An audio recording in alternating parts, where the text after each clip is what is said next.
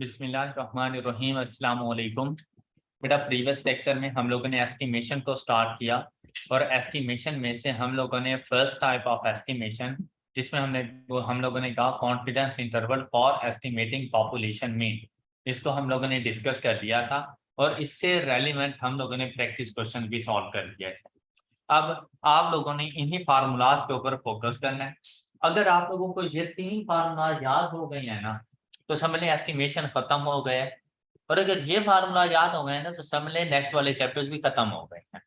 इसके अलावा और कुछ भी नहीं है इसमें। अब देखिए जो बेसिक फार्मूला था वो भी मैंने आपको ड्राइव करना बता दिया था प्रीवियस लेक्चर में। अब सिंपल सा जो हमारे पास पॉपुलेशन मीन की एस्टिमेशन का फार्मूला है वो होता है population mean is equal to sample mean plus minus Z test multiplied by standard error. अब स्टैंडर्ड एरर का क्या फार्मूला है? Sigma by under root N. अगर पॉपुलेशन स्टैंडर्ड डेविएशन गिवन हो, अगर ना गिवन हो तब S by under root N ये बन जाएगा। लेकिन अब ये डिपेंड करता है कि अगर हमारे पास एन की size greater than equal to 30 है, सी टेस्ट अप्लाई होगा और ये स्टैंडर्ड डेविएशन 22 स्टैंडर्ड डेविएशन मतलब जो हम लोग इससे पहले कैलकुलेट करते रहे, जिस स्टैंडर्ड डेविएशन को हम पहले से जानते हैं वही। लेकिन अगर सैंपल साइज हमारे पास लेस देन 30 है तो एक तो जी टेस्ट की जगह पे टी टेस्ट अप्लाई हो जाता है और स्टैंडर्ड डेविएशन का फार्मूला भी चेंज हो जाता है हमारे पास। और अब इसके लिए फार्मूला डिवाइडेड बाय n-1 वाला आ जाता है जिसे अनबाइस्ड एस्टिमेटर ऑफ सिग्मा कहा गया था, वो यूज कर लेते हैं। अब इनसे रेलिवेंट हम लोगों ने क्वेश्चन सॉल्व कर लिए थे और उन क्वेश्चंस में देखें हमारे पास थे, इसमें क्वेश्चन नंबर 1 हम लोगों ने डिस्कस कर लिया जो कि हमारे पास पॉइंट एस्टिमेशन से रेलिवेंट था। फिर हम लोगों ने क्वेश्चन नंबर 2 को डिस्कस किया तो क्वेश्चन नंबर 2 के अंदर हमें पॉपुलेशन स्टैंडर्ड डेविएशन मिल गया था तो इसके ऊपर हम लोगों ने जी टेस्ट अप्लाई कर दिया था।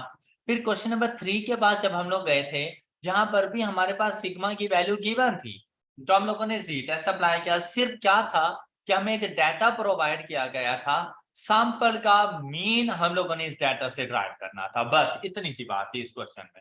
अब जब सिग्मा गिवन था तो मुझे ये देखने की जरूरत नहीं थी कि मेरे पास सैंपल साइज 30 से ग्रेटर है या 30 से लेस है, कुछ देखने की जरूरत नहीं थी। लेकिन जब हम लोग गए थे क्वेश्चन नंबर 4 पर, क्वेश्चन नंबर 4 पे जो सैंपल साइज था वो 49 का था और जो स्टैंडर्ड डेविएशन था वो सैंपल का गिवन था। तो यहाँ पर sample size greater than equal to 30 होने की वजह से और सिग्मा के ना होने की वजह से हम लोगों ने जी टेस्ट ही अप्लाई किया, लेकिन ग्रेटर सैंपल साइज था इस वजह से जी टेस्ट अप्लाई रहा तो हम लोगों ने सिग्मा की जगह पे एस को यूज कर लिया। जब क्वेश्चन नंबर 5 के पास हम लोग गए थे तो 9 का sample size small sample size था और हमारे पास सैंपल का स्टैंडर्ड डेविएशन गिवन था तो अब स्मॉल सैंपल साइज होने की वजह से हम लोगों ने टी टेस्ट अप्लाई कर लिया। अब इस क्वेश्चन में स्टैंडर्ड डेविएशन गिवन था तो हम लोगों ने वही अप्लाई किया। लेकिन अगर हम लोग बात करें क्वेश्चन नंबर 6 की, क्वेश्चन नंबर 6 हमने 5 तक सॉल्व कर लिए थे, ये 6 एंड 7 आपकी होम असाइनमेंट थी। तो यहाँ पर देखिए 90% कॉन्फिडेंस इंटरवल, तो इसका हरगिज ये मतलब नहीं है कि आपने भाग के जी टेस्ट की वैल्यू अप्लाई कर देंगे, ऐसा नहीं है। पहले सोचें कि टेस्ट कौन सा अप्लाई होना है इसके ऊपर। फिर 90% confidence interval for the mean of normal distribution of, तो नॉर्मल डिस्ट्रीब्यूशन के मीन को किससे डिनोट किया जाता है? म्यू से। तो म्यू की एस्टिमेशन की बात कर रहा है। अब सैंपल साइज ऑफ 8, तो अब सैंपल साइज हमें 8 का मिल गया।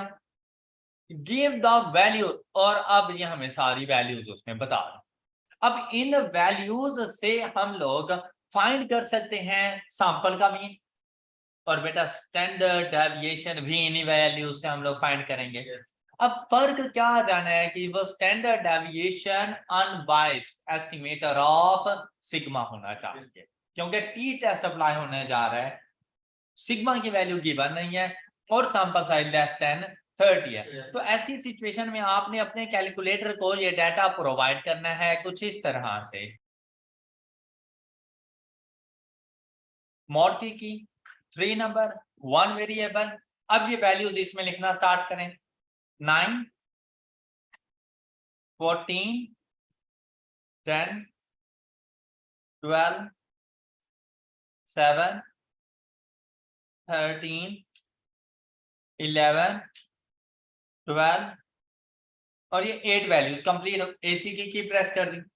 अब यहां से शिफ्ट 1 4 2 मीन की वैल्यू आपको मिल गई 11। तो आप लोग यहां पर पुट करेंगे 11 प्लस माइनस। अब देखिए कौन सा टेस्ट अप्लाई करना है हम लोगों ने, टी टेस्ट। टी टेस्ट के लिए आप लोगों ने देखना होता है रिस्क लेवल।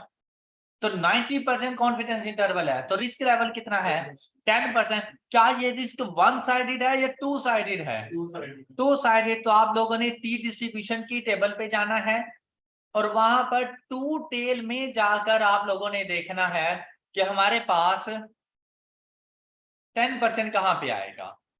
ये टी डिस्ट्रीब्यूशन का टेबल, टू टेल में गए 10% को देखा तो ये देखिए यहां पर 10% है।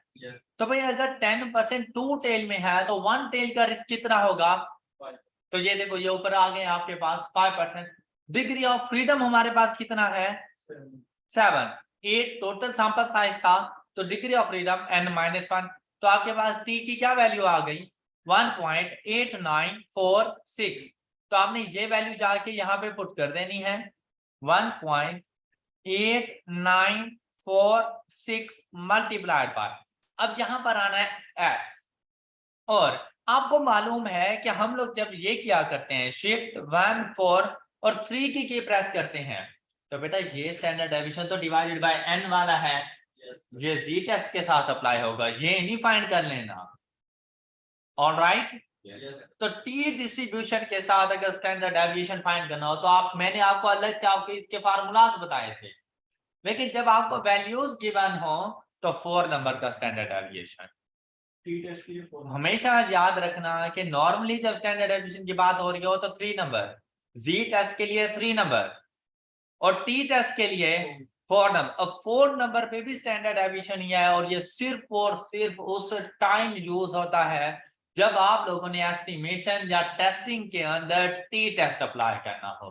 तो उसमें आपने 4 की प्रेस की तो देखिए 2.27 divided by under root of 8।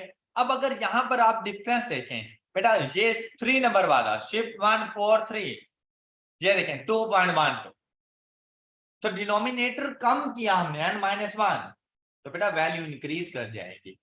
तो टी डिस्ट्रीब्यूशन के साथ जो स्टैंडर्ड डेविएशन यूज हो रहा होता है वो ग्रेटर देन होता है जो डेविएशन हम लोग जी डिस्ट्रीब्यूशन के साथ यूज करते हैं। ऑलराइट। अच्छा, अब आप लोग यहां पर आए और यहां से आप लोगों ने सबसे पहले माइनस के साइन के साथ इसको सॉल्व कर लेना है। 1.8946 मल्टीप्लाइड बाय फ्रैक्शन ऑन की 2.27 divided by under root of 8 is equal to 9.48 two. अब आके सिर्फ ये देखें नेगेटिव को पॉजिटिव कर दिया करें बस 12.5। अब ये आपके पास इसका सोल्यूशन हो गया। आई होप कि आपको अच्छे तरीके से एस्टिमेशन की समझ आ गई। क्वेश्चन नंबर 7 बेटा ये आप लोगों ने खुद से सॉल्व कर लेना है, इसमें ऐसा कोई मसला नहीं आने वाला। हम लोग चलते हैं नेक्स्ट फार्मूलाज की तरफ।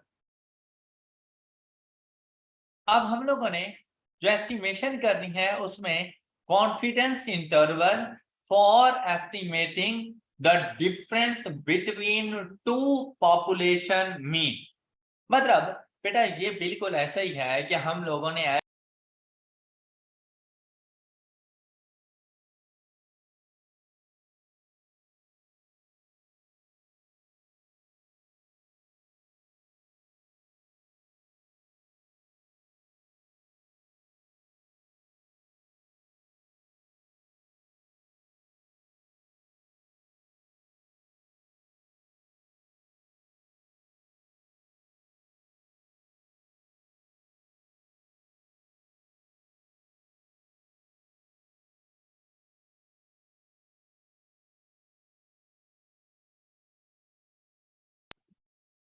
the difference between two population mean,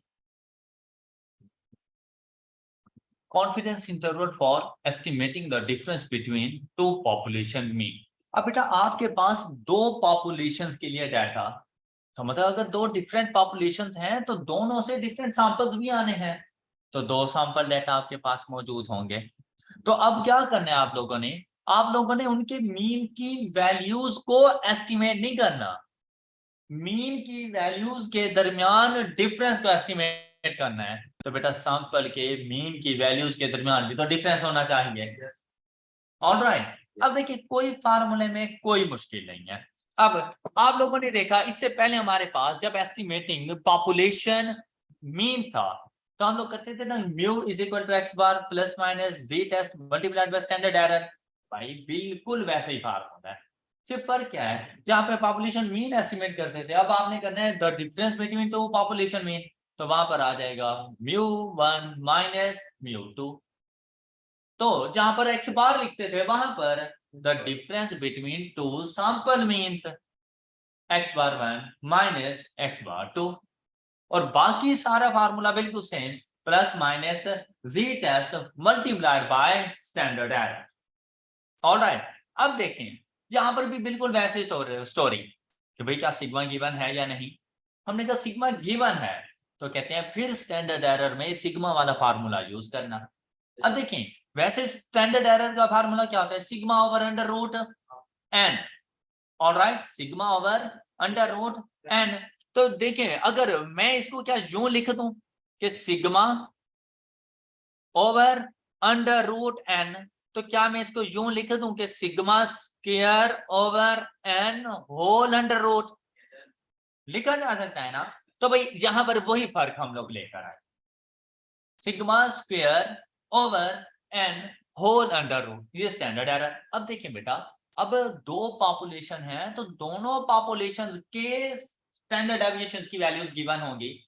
तो यहां पर ये जो स्टैंडर्ड एरर का फार्मूला है ये आपने अब याद रखना है, standard error for estimating the difference between two population mean. All right, standard error for estimating the difference between two population mean. अब यहां पे क्या करना है आपने भाई, फर्स्ट पॉपुलेशन के स्टैंडर्ड एरर को ऐड कर दो सेकंड पॉपुलेशन के स्टैंडर्ड एरर के साथ। तो इसका फार्मूला क्या बनेगा, whole under root of sigma one square over N one plus sigma two square over N two. Alright, अच्छा अब अगर आप लोगों के पास सपोज कि सिग्मा की वैल्यू नहीं है तो आपने मूव करना है सैंपल साइज पर। भाई सिग्मा है तो सैंपल साइज पे ना जाना, सिग्मा नहीं है तो सैंपल साइज। फिर हमने क्या पढ़ा था कि sample size if sample size is greater than equal to 30, तो फिर क्या करो जी टेस्ट ही रहने दो, फिर सिग्मा को ऐसे रिप्लेस कर दो। देखो कोई फर्क नहीं है सिवाय इसके कि सिग्मा रिप्लेस हो चुका है एस के साथ। ऑलराइट, आई होप कि ये दो फार्मूलाज आप लोगों को समझ आ चुके हैं। थर्ड फार्मूला समझने से पहले हम लोग इन दोनों के लिए प्रैक्टिस क्वेश्चंस करेंगे, फिर हम आ जाएंगे थर्ड फार्मूला के if sigma is not given, sigma is unknown and sample size is less than 30। इसको हम लोग बाद में डिस्कस करते हैं, पहले हम लोग इधर चलते हैं, इनसे रेलेवेंट प्रैक्टिस क्वेश्चन देखें। तो इससे रेलेवेंट बेटा हमारे पास question number 8 and question number 9। अब देखें फार्मूलाज की आपको समझ आ गई, यहां पर सिर्फ जी की वैल्यू को फाइंड करना, ओके, और जाके सिर्फ फार्मूले में पुट करना, आपका क्वेश्चन सॉल्व हो जाता है। तो आप लोग जरा क्वेश्चन नंबर 8 को एंड क्वेश्चन नंबर 9 को खुद से सॉल्व करेंगे, question number 8 and question number 9। अच्छा यहाँ पे S1 इज इक्वल टू है, ये माइनस का साइन नहीं है बेटा, इज इक्वल, क्योंकि स्टैंडर्ड डेविएशन नेगेटिव नहीं हो सकता, हमने पढ़ा था ये बात, स्टैंडर्ड डेविएशन नेगेटिव नहीं होता। तो S1 इज इक्वल टू 7.6। अच्छा अगर 95% कॉन्फिडेंस इंटरवल है तो आपके पास जो जी की वैल्यू आनी है, ये पहले जी की वैल्यूज आप लोगों ने टेबल से देखनी होती हैं, तो पहले इनको देख लें। ये देखें भाई, अब ये तो पता है ना कि जी ही टेस्ट अप्लाई होना है हमारे पास, तो अगर कॉन्फिडेंस इंटरवल 95 है तो 95 का हाफ किया हम लोगों ने तो 0.475, तो 0.475 आपको मिल रहा है 1.96 पर, 1.96। तो आपने क्वेश्चन नंबर 8 के लिए जो जी की वैल्यू अप्लाई करनी है वो 1.96 और अगर 98% हो तो इसका हाफ 0.49। तो जब जाकर आप लोगों ने 0.49 को देखा तो आप देखिए आपको 0.4901 एंड 0.4898, तो ज्यादा क्लोज वैल्यू कौन सी है? 0.901। तो वैल्यू क्या बन जाएगी? 2.33। तो क्वेश्चन नंबर 9 के लिए जो आपने वैल्यू यूज करनी है वो 2.33, दोनों में ही जी टेस्ट अप्लाई होना है। अब आप लोग जल्दी से मुझे इसका इंटरवल फाइंड करके दें, जल्दी करें। अब क्वेश्चन नंबर 8 में आप देखें, size n1 is equal to 25 taken from a normal population has mean x bar 1 is equal to 80। फिर the population standard deviation मतलब सिग्मा 1 is 5। तो फर्स्ट पॉपुलेशन का आपको स्टैंडर्ड डेविएशन पता है। अब ऐसा नहीं हो सकता कि एक पॉपुलेशन का स्टैंडर्ड डेविएशन गिवन है और दूसरे का गिवन नहीं होगा, ऐसा दोनों के ही गिवन होंगे या दोनों के गिवन नहीं होंगे। ऑलराइट, अब यहां पर देखिए सेकंड के लिए उसके सैंपल साइज की वैल्यू 36 है, फिर उसके पास population standard deviation sigma 2 is equal to 3 है, और आपके पास x bar 2 is equal to 75। 95% confidence interval for μ1 minus μ2 is equal to, अब क्या फार्मूला बन जाएगा? x बार 1 80 माइनस, अच्छा इसके बाद plus minus 1.96 under root of, अच्छा 5 का स्क्वायर ओवर 25 प्लस 3 का स्क्वायर ओवर 36, और ये आपका क्वेश्चन सॉल्व हो गया। ऑलराइट, नेगेटिव से सबसे पहले सॉल्व कीजिएगा फिर पॉजिटिव के साथ। और जब यहाँ पर पहुंचे तो यहाँ पर भी बिल्कुल ऐसे ही है, आप लोगों ने यहाँ पे पुट कर देना था 81.2 minus 76.4 plus minus 2.33 whole under root of 7.6 का स्क्वायर डिवाइडेड बाय 100 प्लस 8.2 का स्क्वायर डिवाइडेड बाय 9। तो यहां से आपका क्वेश्चन सॉल्व हो जाएगा जी, कोई मुश्किल चीज इसमें कर लेंगे सॉल्व। अच्छा यहां पर देखें ना आप लोग, तो आपको सिग्मा गिवन नहीं था, standard deviation of samples given थे, तो आपसे कहा गया था कि आपने सैंपल साइज देखना है। तो यहाँ पे सैंपल साइज 100, यहाँ पे 90, मतलब both are greater than equal to, तो बेटा दोनों ही ग्रेटर देन इक्वल टू 30 होंगे। इसका हाँ डिफरेंट हो सकते हैं, लेकिन इसका ये मतलब नहीं है कि ग्रेटर देन 30 होगा दूसरा लेस देन, ऐसा नहीं है, दोनों ही या तो ग्रेटर देन 30 होंगे या लेस देन 30। अब अगर आप लोग क्वेश्चन नंबर 10 की बात करें तो बेटा यहां पर भी हम लोगों ने the difference between two population mean को ही एस्टिमेट करना है, लेकिन इसमें अगर जब डाटा आपने देखा तो आपके पास सैंपल साइज 10 का है। अब ये वो सिचुएशन है जिसमें आपके पास ऑब्जर्वेशन पेयर्ड फॉर्म में होंगी, मतलब ऐसा नहीं होगा कि n1 की वैल्यू कुछ और n2 की वैल्यू कुछ और हो जाए। अच्छा ऐसा क्यों हो रहा है? ऐसा इसलिए हो रहा है कि जब आप लेस देन 30 लाते हैं तो टी टेस्ट अप्लाई होता है, तो टी टेस्ट के लिए डिग्री ऑफ फ्रीडम अप्लाई होता है। तो अगर n की वैल्यूज डिफरेंट होती तो दोनों के लिए डिग्री ऑफ फ्रीडम चेंज हो रहे थे, फिर तो वैल्यू चेंज हो जाती, जबकि यहाँ पे एक कॉमन वैल्यू आनी चाहिए। इस वजह से पेयर्ड फॉर्म में ऑब्जर्वेशन होंगी, तो जब ये 10 ऑब्जर्वेशन है तो डिग्री ऑफ फ्रीडम 9 आ जाएगा। और पेयर्ड फॉर्म से मुराद ये है कि आपके पास बिफोर एंड आफ्टर के इफेक्ट्स होंगे, मतलब कि एक मेडिसिन यूज करने से पहले आपका वेट क्या है, मेडिसिन यूज करने के बाद आपका वेट कितना है, स्मोकिंग करने जब आप करते थे तब आपकी क्या कंडीशन थी, स्मोकिंग छोड़ने के बाद आपकी क्या कंडीशन है। कुछ इस तरह के इफेक्ट्स आपके पास होंगे कि आपने कोई ट्रेनिंग स्टार्ट की, जिम की, जिम से पहले आपका वेट क्या था, जिम करने के कुछ दिन बाद आपका वेट कितना है, इस किस्म की इंफॉर्मेशन आपको देगा। जैसे यहां पर कहता है वेट बिफोर वेट आफ्टर, तो ये आपके पास ऑब्जर्वेशन आ जाती हैं। अब ऐसी सिचुएशन में ऐसा नहीं है कि आप लोग ये फार्मूला x बार 1 माइनस x बार 2 ऐसा ना करें, तो ये देखिए, ये बेसिकली आपके पास बन जाता है डिफरेंस बिटवीन म्यू।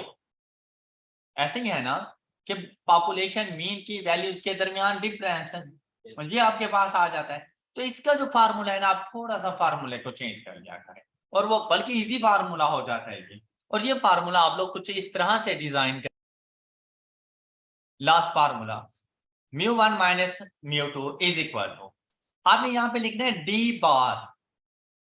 बेसिकली तो आप लोगों ने मीन की वैल्यूज के दरमियान डिफरेंस देखना होता है ना, मीन की वैल्यूज के दरमियान डिफरेंस। तो बेटा यहाँ पर आ रहा है डी बार, कि भाई जो डाटा आपको गिवन है, आपने उस डाटा में ऑब्जर्वेशंस का सबसे पहले डिफरेंस फाइंड कर लेना है, और उस डिफरेंस के मीन की वैल्यू। डी बार से मुराद कि आपने एक्स जो आपको डाटा गिवन है, आपने उस डाटा की ऑब्जर्वेशंस का डिफरेंस फाइंड करना है, और उस डिफरेंस का मीन फाइंड कर लेना है, वो आपके पास डी बार आ जाएगा। डी कैसे फाइंड करना है आप लोगों ने, आफ्टर माइनस बिफोर, मतलब ए माइनस बी, ये इस तरह से याद कर लेना। D is equal to A minus B, after minus before, before minus after नहीं करना, क्वेश्चन गलत हो जाएगा फिर। तो आफ्टर माइनस बिफोर, तो डिफरेंस की वैल्यू आपके पास आएगी, और डिफरेंस की वैल्यू का मीन डी बार बन जाएगा। कैसे, summation D divided by N, D bar की वैल्यू, और ये तो आपका कैलकुलेटर भी आपको बताता है। तो D bar plus minus T test apply करेंगे, same alpha by 2 into N minus 1, और उसके बाद आपने देखा S D divided by under root of N. देखिए सिग्मा तो है नहीं ना, तो इससे पहले हम लोग क्या करते थे, S over under root of N. अब क्या है, डिफरेंस की वैल्यूज का स्टैंडर्ड डेविएशन। इससे पहले सिंगल एक्स की वैल्यूज होती थी, एक ही सैंपल साइज होता था, तो आप लोग उनका स्टैंडर्ड डेविएशन फाइंड कर लेते थे। अब आपने दो सैंपल साइज हैं, तो आप लोगों ने उनकी डिफरेंस की वैल्यूज का स्टैंडर्ड डेविएशन लेना है। लेकिन इस पे टी टेस्ट की वजह से कौन सा स्टैंडर्ड डेविएशन आ जाएगा, unbiased estimator of sigma. Alright, तो इसका फार्मूला हमारे पास क्या बन जाएगा, जहां पर इससे पहले मैंने आपको फार्मूला बताया था प्रीवियस लेक्चर में, तो वहां पर हम लोग एक्स यूज कर रहे होते थे। यहाँ पर डिफरेंस का हम लोगों ने स्टैंडर्ड डेविएशन लेना है, तो डी यूज कर लेंगे, whole under root of 1 upon n minus 1 into summation D square minus summation D whole square divided by n। ये फार्मूला यूज कर सकते हैं, या फिर summation into D minus D bar whole square divided by n minus 1, इनमें से कोई एक फार्मूला यूज हो सकता है, अदरवाइज कैलकुलेटर आपकी हेल्प कर देगा। कैलकुलेटर में 4th नंबर का स्टैंडर्ड डेविएशन आपने आगे पुट कर देना है, तो मोस्टली हमें कैलकुलेटर ही बता देता है। अब चलते हैं कि इस टाइप के क्वेश्चंस को हम लोगों ने जाकर कैसे सॉल्व करना है। अब ये क्वेश्चन आपके लिए बहुत ज्यादा इजी है, कि आप लोगों ने यहाँ पर क्या करना है, सबसे पहले डिफरेंस की वैल्यू को फाइंड कर लिया करें। जैसे कि अगर मैं यहाँ पे डिफरेंस की वैल्यूज को देखूं, देखें आफ्टर माइनस बिफोर, तो 136 minus 125 is equal to 11, 201 minus 195 6, 158 minus 160 minus 2, 184 minus 171 13, 145 minus 40 5, 195 minus 201 minus 6। Negative sign का ख्याल करना है आपने, डी स्क्वायर नहीं है यहाँ पे, सिर्फ डी है, तो प्लस माइनस के साइन का ख्याल करना है। क्या पर 175 minus 170, 190 minus 176, 190 minus 195, 145 minus 139। Alright, alright, अच्छा अब आना है कैलकुलेटर पर, और ये सारी वैल्यूज अपने कैलकुलेटर को बता दें। यहां पर 11, 6 माइनस 2, 13, 5 माइनस 6, 5, 14 माइनस 5 एंड 6।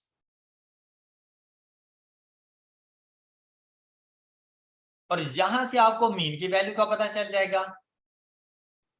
ये एक्स बार बेसिकली अब डी बार है आपके पास, और डी बार की वैल्यू आपके पास क्या आ रही है, then D bar is equal to 4. तो एस डी की वैल्यू भी आपको यहीं से पता चल जाएगी। शिफ्ट 1 4 4 ये एस डी है 7.088।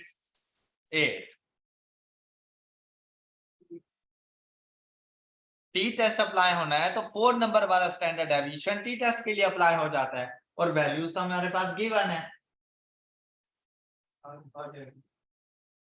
अब हम लोग क्या करेंगे, इसको फाइंड करने के लिए डी बार 4.7 प्लस माइनस, अब टी टेस्ट के पास चलें।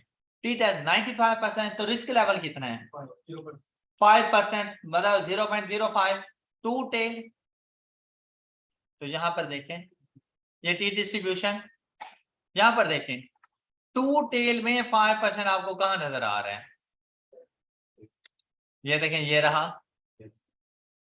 और डिग्री ऑफ फ्रीडम हमारे पास कितना है 9, ये रहा। तो हमारे पास वैल्यू क्या आ जाएगी 2.2621।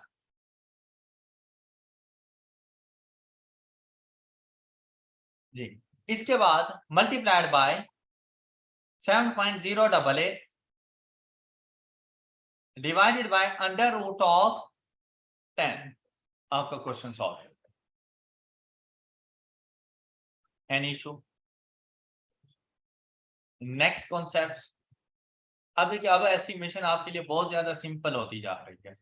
अब नेक्स्ट कॉन्सेप्ट में जो हमारे पास एस्टिमेशन मौजूद है, confidence interval for estimating population proportion. अब हम लोग इसकी तरफ गए। अच्छा, अब ना काम ज्यादा इजी हो गया।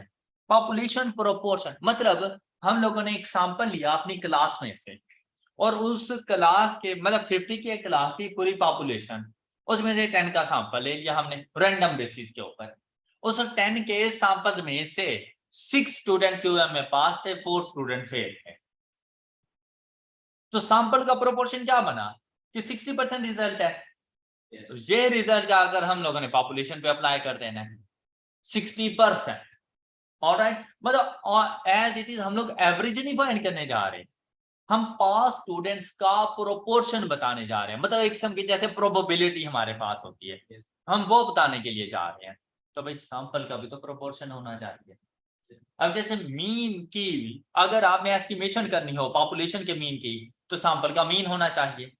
पॉपुलेशन के मीन का डिफरेंस उसकी एस्टिमेशन करनी हो तो सैंपल के मीन का भी डिफरेंस होना चाहिए। अगर पॉपुलेशन का प्रोपोर्शन आपने एस्टिमेट करना हो तो सैंपल का भी प्रोपोर्शन होना चाहिए। ऑलराइट, तो ऐसा नहीं है जैसे म्यू को कैपिटल पी से रिप्लेस कर देना, पॉपुलेशन के प्रोपोर्शन को कैपिटल पी के साथ और सैंपल के प्रोपोर्शन को स्मॉल पी के साथ डिनोट किया जाता है। तो म्यू को कैपिटल पी से रिप्लेस कर दो और एक्स बार को स्मॉल पी से। ऑलराइट, और प्रोपोर्शन की एस्टिमेशन में हमेशा जी टेस्ट अप्लाई होता है। तो यहां पर देखने की जरूरत ही नहीं है सैंपल है, सैंपल साइज कितना है, कुछ नहीं देखने की जरूरत। जब भी प्रोपोर्शन की बात आएगी हमेशा जी टेस्ट अप्लाई होता है। ऑलराइट, तो अब यहाँ पे देखें, ये फार्मूला आपको समझ आ गया होगा, capital P is equal to small p plus minus Z test multiplied by standard error, multiplied by standard error. अब बेटा जब म्यू की हम लोग कर रहे होते हैं ना एस्टिमेशन या difference between two population means, वो करते हुए तो स्टैंडर्ड एरर का फार्मूला डिफरेंट होता है, क्या हम लोग स्टैंडर्ड डेविएशन लेते हैं। जब प्रोपोर्शंस हमारे पास होते हैं ना, तब पॉपुलेशन के स्टैंडर्ड डेविएशन का कोई काम नहीं होता, तब इसका फार्मूला बन जाता है स्टैंडर्ड एरर का formula when estimating population proportion. तो इसका फार्मूला बनता है under root of P Q divided by N. अब ये बस स्टैंडर्ड एरर के फार्मूलाज आपने याद रखते हैं कि कौन सी सिचुएशन में कौन सा फार्मूला है, under root of P Q divided by N. Alright, अच्छा सिर्फ जाके वैल्यूज को पुट करना पड़ेगा। इसका प्रैक्टिस क्वेश्चन अभी हम लोग सॉल्व कर लेंगे। नेक्स्ट हमारे पास आता है confidence interval for estimating the difference between two population proportion. जैसे मीन के लिए आपने किया था, पहले मीन की एस्टिमेशन, फिर मीन के डिफरेंस की एस्टिमेशन, फिर यहां पर आके पहले पॉपुलेशन प्रोपोर्शन की एस्टिमेशन, फिर the difference between two population proportions. Alright, अब इसका फार्मूला भी बिल्कुल ऐसे ही, जहां पे कैपिटल पी था वहां पे P1 minus P2 is equal to small p1 minus small p2 plus minus z test. और फिर जब स्टैंडर्ड एरर इनका आएगा तो फिर P1 Q1 divided by N1 plus P2 Q2 divided by N2 whole under. हाँ, क्योंकि यहाँ पर तो ऑलरेडी वो अंडर रूट की फॉर्म में मौजूद है ना। इससे पहले जो था sigma over under root N था, तो इसलिए sigma square over N whole under root ले लेते थे। ये बात क्लियर हो गई सब बच्चों को? अच्छा, अब देखिए इससे रेलेवेंट जरा प्रैक्टिस क्वेश्चंस आप लोग देख लें।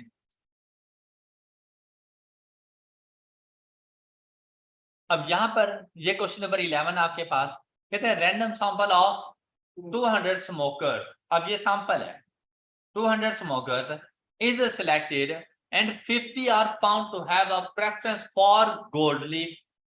स्मोकर्स को इकट्ठा किया, उनसे पूछा कि भाई तुम आप लोग कौन सी स्मोकिंग करते हो, कौन सी सिगरेट पीते हो। तो उन 200 में से 50 ऐसे थे जिन्होंने गोल्ड लीफ को प्रेफर किया। हालांकि उससे बड़े बड़े ब्रांड्स मौजूद हैं, जो कि लोग उससे ज्यादा कीमती ब्रांड्स मौजूद हैं।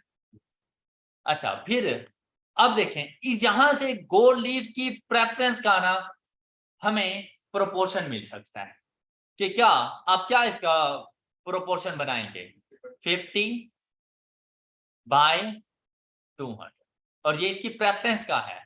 तो इसको सिंप्लीफाई करें तो 1/4 इज इक्वल टू 0. तो ये आपके पास क्या चीज आ गई P। ये सैंपल का प्रोपोर्शन है, क्योंकि आपने पॉपुलेशन का प्रोपोर्शन तो एस्टिमेट करना है ना, तो ये स्मॉल p है। तो स्मॉल p के साथ स्मॉल q भी आपको चाहिए स्टैंडर्ड एरर की कैलकुलेशन में। तो स्मॉल q की वैल्यू फिर हमारे पास क्या हो जाएगी 1 माइनस 0.25 इज इक्वल टू 0.75। कहते हैं 90% confidence interval for proportion for the fractions of population of cigarette smoker who prefer gold leaf. तो अब आपका क्वेश्चन सॉल्व हो गया। 0.25 प्लस माइनस 90% कॉन्फिडेंस इंटरवल हो तो मेरे पास जो जी की वैल्यू होती है वो होती है 1.65। 90% का हाफ बनेगा 0.45। 0.45 को जब आपने जाके चेक किया तो आपको मिला 0.4465 एंड 0.4505। कौन सी वैल्यू सिलेक्ट करेंगे नेक्स्ट? तो 1.65। 90% के ऊपर जी की क्या वैल्यू होती है 1.65 और multiplied by 0.25 multiplied by 0.75 divided by 200। Sample का साइज 200 एंड होल अंडर। और ये आपका क्वेश्चन कंप्लीट हो चुका है। Any issue?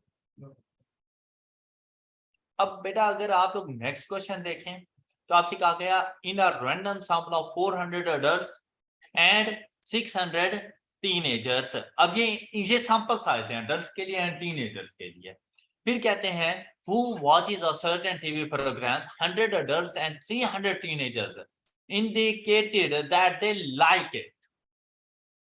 Construct 95% confidence interval for difference in proportions of all adults and teenagers who watch the program and like it. तो उन्होंने भी तो like it के लिए बताया था।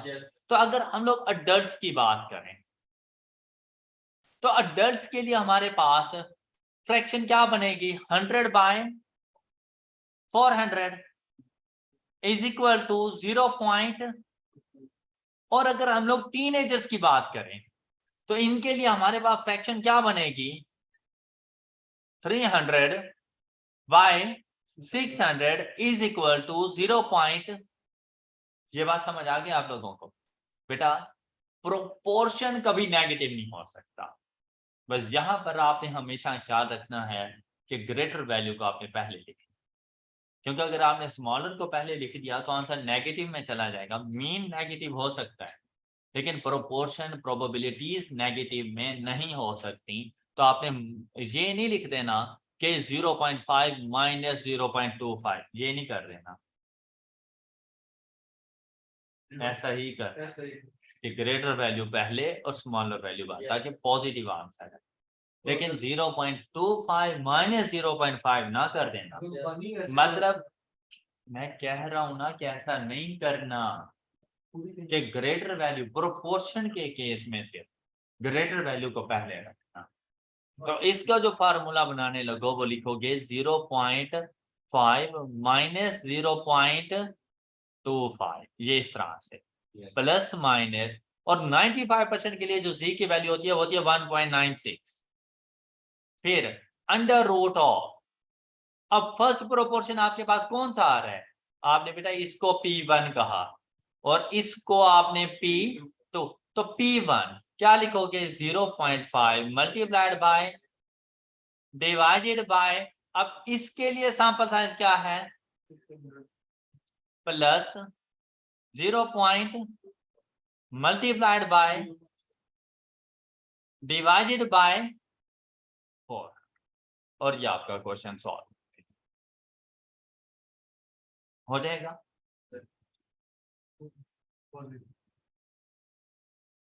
अब बेटा एस्टिमेशन खत्म हो चुकी है। अब एस्टिमेशन से रेलेवेंट बस छोटा सा एक लास्ट कॉन्सेप्ट है हमारे पास, डिटर्मिनिंग सैंपल साइज। अब इससे पहले आप लोगों को सैंपल साइज गिवन होते थे, लेकिन अब आप लोगों ने डिसाइड करना है कि भाई अगर मेरे पास 50 की पॉपुलेशन है तो मैं इसमें से कितने का सैंपल साइज, सैंपल साइज को डिटरमिन करना। क्योंकि आपको पता है कि अगर आप एक रीजनेबल सैंपल साइज लेते हैं तो चांसेस ऑफ एरर मिनिमम होते जाते हैं। तो वो रीजनेबल सैंपल साइज कितना होना चाहिए, उसके लिए आपने सबसे पहले ये देखना है कि जो आपने एस्टिमेशन करनी है वो पॉपुलेशन के मीन की एस्टिमेशन करनी है या पॉपुलेशन के प्रोपोर्शन की एस्टिमेशन करनी है। आपने ये चीज देखनी है। अगर आप लोगों ने एस्टिमेशन करनी है पॉपुलेशन के मीन की, तो सैंपल साइज को डिटरमिन करने का फार्मूला हमारे पास होता है z test multiplied by population standard deviation divided by e। और इस e से जो हमारे पास मुराद है ये आइलर नंबर नहीं है, इस e से मुराद है एरर, और एरर से क्या मुराद है population mean minus sample mean. मतलब ये वो एरर है कि आप कितने का मार्जिन बर्दाश्त कर सकते हो, कितने का एरर आप एक्सेप्ट कर सकते हो। मतलब अगर मैं आपसे कहूं कि भाई एवरेज कितनी है और आपने मुझे बता दिया एवरेज है 60 और इन रियलिटी आ गई 58, मैं कहूंगा चलें ठीक है क्लोज क्लोज। अब हालांकि एरर है लेकिन मैं 2 तक का मार्जिन एक्सेप्ट कर सकता था। 62 है ठीक है, लेकिन 60 और 55 आ गया, मैंने कहा नहीं भाई नहीं, बहुत ज्यादा डिफरेंस है। तो कुछ ऐसा होता है कि एस्टिमेशन के अंदर आप कुछ ना कुछ एरर एक्सेप्ट करने की सलाहियत रखो। तो यहाँ पर ये एरर हमेशा क्वेश्चन में आपको बता दिया जाएगा कि ई की वैल्यू क्या है, आप कितना एरर एक्सेप्ट कर सकते हो, कि ये जो रेंज है ये किसके दरमियान में होनी चाहिए। फिर आपने इस सारे फार्मूले का स्क्वायर ले लेना है। लेकिन अगर आप लोग एस्टिमेट कर रहे हो पॉपुलेशन प्रोपोर्शन को, तो आपके पास फार्मूला बनेगा z अल्फा बाय 2 मतलब z test multiplied by under root of P Q divided by E whole square, या इस पी क्यू को चाहें तो स्क्वायर की वजह से इसका अंडर रूट खत्म हो सकता है, स्क्वायर की वजह से इसका अंडर रूट खत्म हो सकता है, इसको फार्मूले से बाहर कर दें और z टेस्ट का square multiplied by P Q divided by E square, इस तरह से भी कर सकते हैं। लेकिन प्रेफरेबल है कि आप होल स्क्वायर की तरफ रहें और under root of P Q कर लिया करें। अब देखिए इनसे रेलेवेंट जो हमारे पास प्रैक्टिस क्वेश्चंस हैं वो कुछ इस तरह से हैं। आप लोग अगर इन नोट्स में देखें तो हर फार्मूले से रेलेवेंट एक क्वेश्चन आपको मिल रहा है। इट मींस दैट कि अगर आप लोग सिर्फ ये वाले क्वेश्चन सॉल्व कर लेते हैं ना, आपके सारे फार्मूलाज रिवाइज हो जाते हैं। और फिर एग्जाम में आप एस्टिमेशन से रेलिवेंट तमाम टॉपिक्स, तमाम क्वेश्चन को इजीली सॉल्व करने की सलाहियत रखते हैं। अब यहाँ पर देखें क्वेश्चन नंबर 13 में कहते हैं two women of a shopping mall wants to estimate the mean length. अब यहाँ से पता चल गया कि हम लोग एस्टिमेशन किसकी करने जा रहे हैं, मीन की।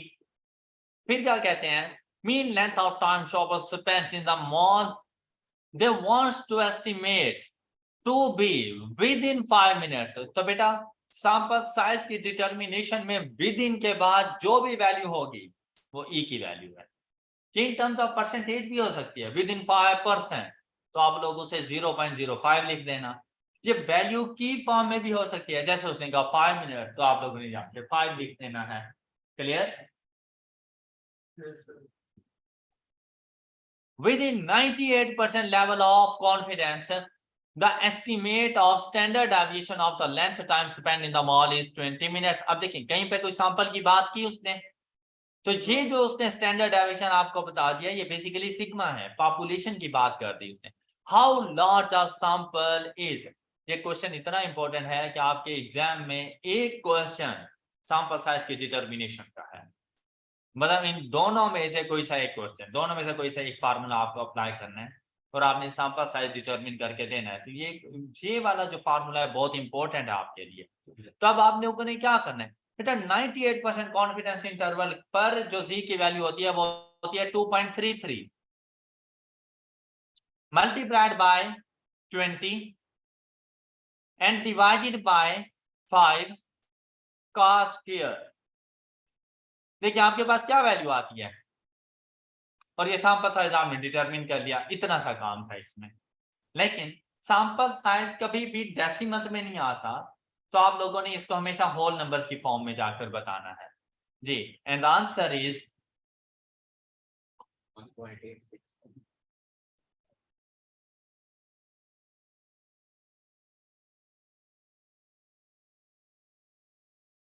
तो आपके पास आंसर आ रहा है 86.8।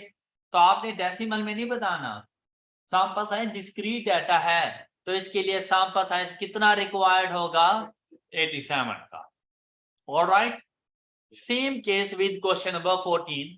सिर्फ फर्क क्या है, आपसे कहता है how large the sample is required, तो यहां से पता चल गया determination of sample size to determine the proportion of families. तो प्रोपोर्शन ऑफ फैमिली से पता चला कि हमने एस्टिमेशन पॉपुलेशन प्रोपोर्शंस की करनी है। A certain area, a medical assistant, it is believed that the population cannot be greater than 0.3। ये आपके पास पॉपुलेशन प्रोपोर्शन है 0.35। फिर 95% confidence interval is desired, the estimate should be within 0.05 means 5% of the population proportion. अब इसको solve करें, 95% के ऊपर जी की वैल्यू हमारे पास होती है 1.96 multiplied by under root of, इसको पी कंसीडर कर लें तो 0 पॉइंट मल्टीप्लाइड बाय, तो क्यू की क्या वैल्यू होगी 0.65 डिवाइडेड बाय ई की value 0.0 and whole square. Answer find करके उसका स्क्वायर ले लें, तो आपके पास रिजल्ट आता है